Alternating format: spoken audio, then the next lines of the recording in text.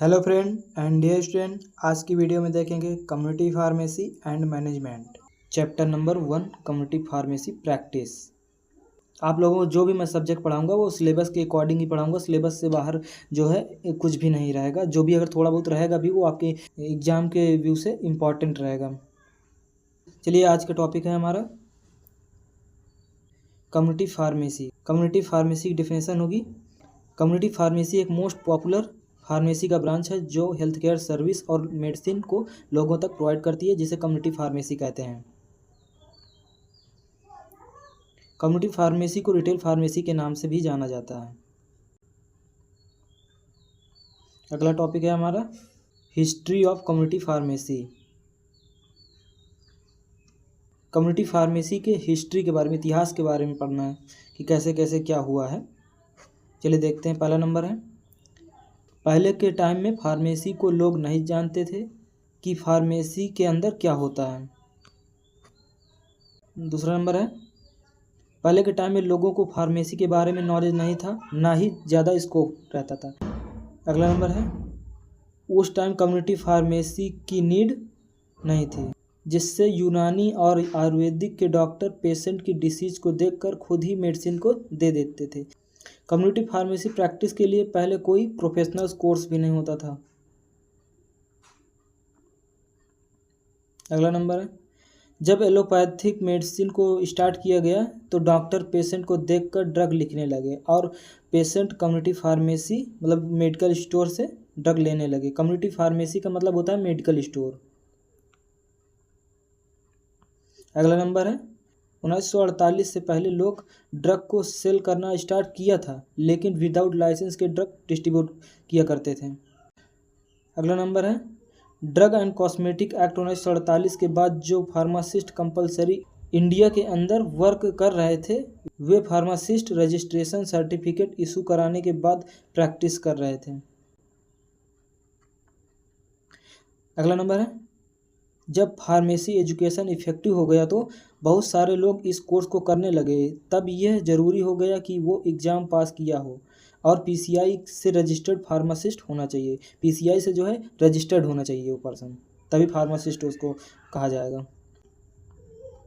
अगला नंबर है, वह person maximum diploma in pharmacy qualified होना चाहिए, मतलब डी फार्मा पास होना चाहिए, या पीसीआई के ऑथर कोर्स क्वालिफाइड होना चाहिए, या पीसीआई के जो अदर कोर्स होते हैं जैसे बी फार्मा हो गया और एम फार्मा हो गया से क्वालिफाई होना चाहिए।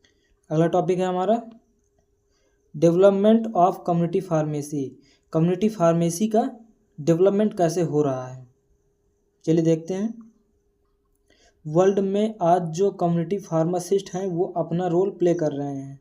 फार्मासिस्ट का वर्क बढ़ गया है और चेंज हो गया है। पिछले 50 ईयर्स की तुलना में फार्मासिस्ट हेल्थ केयर में बहुत ज़्यादा योगदान दे रहे हैं। आजकल फार्मासिस्ट बहुत सारी सर्विस दे रहे हैं कि पेशेंट को अच्छे हॉस्पिटल में दिखाना, और कंपाउंडर के तौर पर फार्मासिस्ट वर्क कर रहे हैं। फार्मासिस्ट पेशेंट को प्रिस्क्राइब ड्रग देते हैं और नॉन प्रिस्क्राइब ड्रग भी देते हैं।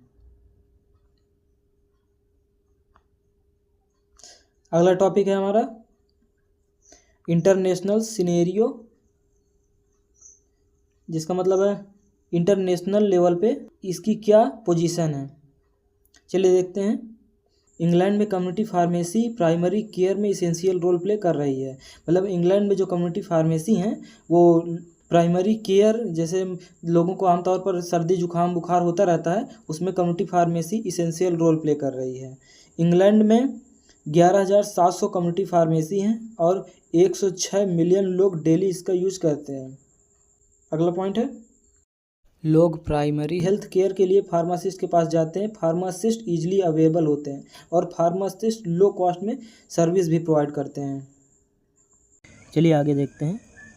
इंडियन सिनेरियो, इंडिया में कम्युनिटी फार्मेसी की क्या पोजीशन है। चलिए आगे देखते हैं। इंडिया के अंदर लगभग 6 lakh retail medical store license हैं जो कि मेडिसिन को सेल एंड सप्लाई करते हैं, और वे रजिस्टर्ड फार्मासिस्ट हैं, लेकिन उन्हें सफिशिएंट नॉलेज नहीं है कि कौन सी डिसीज़ में कौन सी ड्रग देना है। ये इंडिया के अंदर वेरी डेंजरस प्रॉब्लम है, बहुत ही डेंजरस प्रॉब्लम है।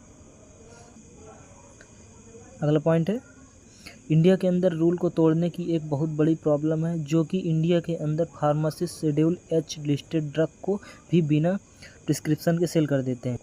शेड्यूल एच में sensitive and habit forming drugs आती हैं, जिनको लगातार यूज करने पर या गलत तरीके से यूज करने पर एडिक्शन हो जाता है।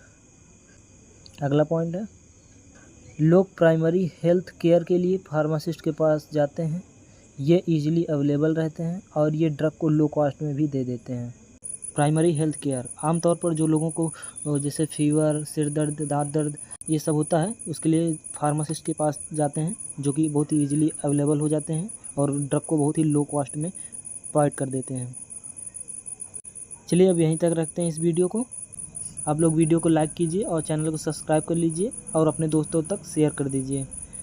आप लोग जो ये मैटर पढ़ रहे हैं इसको एक फेयर में ज़रूर लिख लेना, पढ़ने में आसानी रहेगी। Thank you.